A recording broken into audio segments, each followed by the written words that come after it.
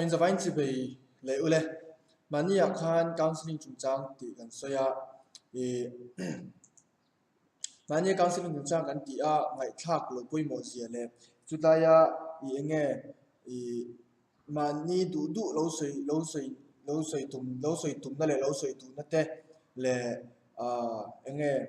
prejudice enge preconception kan ti preperception kan ti lo soi tum na shadow va lo soi tum na chu nei lo tu le ngun ta ka lo ngai thatu ra ni ti kan in zirtira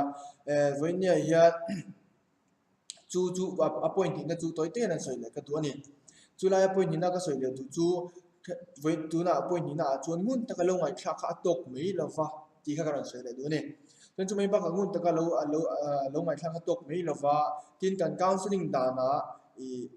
I nghe kan thiam ma poi mo zia kan soi le ka du ba ka ni chu la ka zia chu kan share chok ha ti chuan toi te in ka ron explain le don ya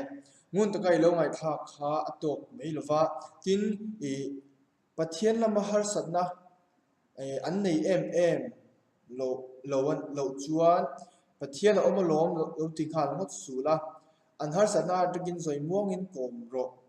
ani lo chuan I fail nga la pathian chu engkim ani ti chu kan cheveka ni ma se la mishing mi zemil shia la counseling chau ro ti hi I point ni na chu ni a tu ta chu kan share da poi mo chu ka counseling skills kan zirna ma sa zo ka khan ingun ta ka lo ngai thak ti kan so ya mà sẽ point ni na chuan ngun ta ka lo ngai thak liam mei ni lo ve interest I lo pek ngun ta ka lo ngai thak na khan interest I pek sia ti lang do na ni ma se la chu ngun ta ka lo ngai thak na pia liama I lo ngai thak dan kha English chuan empathically listening ka lo ti asoi tu in asoi dan asoi tum na ril ru a thin lung asoi chuan na ril ru lo shet thiam puina tanga lo ngai thak ani ti nani a chu van chon chu lai chu kan share ta lo poi mo MMA ni kan lo nga kan nge kai ma ni preconception kan lo nei na zong pe thla a sei tu sei chuan a thin lung kan lo va tong pui na atanga ka lo ngai thla kha lo poi mo MMA a tin chu mai ba ka an har san chu eng polo ni se pathian lam MMA ani lo chuan pathian om lom ko ro pathian thu ti a han sei ngal vak hi thil thalo le thil dik lo tak la thil thisa lo ni a ni ma se la pathian chu engkim ani a pathian chu engkim kan ati theya pathian chu enge kan engkim ani ti chu kan she ani ni ma se la pathian chu kan engkim lo ni ma se mi shingin kan mi zemin le kan du zong mil zela thil du mi thil chak mi le thil la lut mi he lo ni wangin chu van chu kan du an du dan an ma interest kan lo shet pui lo ngai me ta chu an ma interest kan lo shet pui na atanga zoi muanga an har sa le an boi na atanga pathian kong zo pathian lam hoi zo kan lo kai shoi khalo pui mo MMA ta ni antinan thalai klei rol pakhat rong kal ta se ngai zonga lo boi ta se tiro chu ngai tu thalai chu ngai zonga boi chu thren pa ngai te chu dik lo ti chi ni to lo ni chu chuan judgmental thoughts judgmental nge te kan tiang ini lo adik lo ti pui chi ni mi la wa ni ma sela judgmental ni lo vin an ma ni thin lung ril rum mil zonga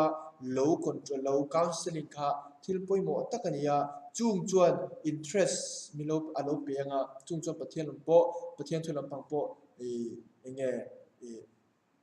soyan du do na ni cho hei hi hetlai tu na mi source zong karon soi tu zong tile karon soi to tak number 1 karon soi to tak chikha outsource ani lova ela counseling skills hetlaya international mind education specialist training a kan zir ho tele at kan tana poi mo ho karon chok chu ani ti him lo shet pui ve ora cho van chuan pathian chu engkim ani lain mishing ril rumil mishing mi zemil te mishing du dan le an interest lo shet thiam pui na zong le an thil ser te an sei chuan a thin lung kan lo atanga kan shet thiam thei tu na tang kan lo ngai thla kha lo poi mo MMA ta ni empathical listening lo poi mo a ti chu mishing ril rumil a ser na tanga a ril rumil a soi chua dan kan lo shet thiam pui lo poi mo a tu ta tanga counseling lo pek chua poi mo a ti chu pathian chu poi mo lo kan ti lo ma se tu ta tang chu pathian thu a ilu pui do ni ma se la atir pha ta tanga pathian omolom lo ti nga na khan anh nghe problem a create thầy siam thầy chung chuan counselor thalo taka siam thầy chen ti hi lo shet apoi mo em bokani kalome katikhan bung ni point hina chu kan zo le to atop pera video say thieng birin karon summarize le anga ti chuan a1 le 2 hi karon summarize anga chumi ka summarize wa chuan 3 le 4 5 6 karon je so ho de ka kan kal le don ya kalome